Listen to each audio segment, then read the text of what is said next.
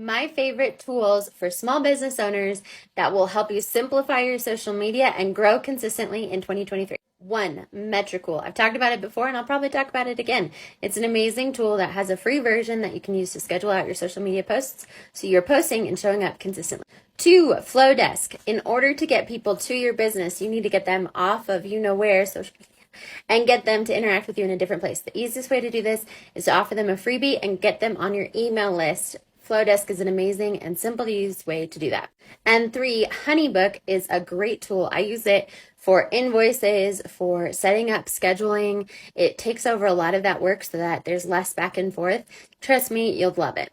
And lastly, for keeping up with everything and storing everything and so on and so forth, Google Drive. It's great, it's free, and it's a wonderful thing to use. Actually, bonus, I forgot one. Todoist is where I keep all of my to-do lists and I keep track of all the projects I'm working on. What's your favorite tool type and how do you use it? Let us know.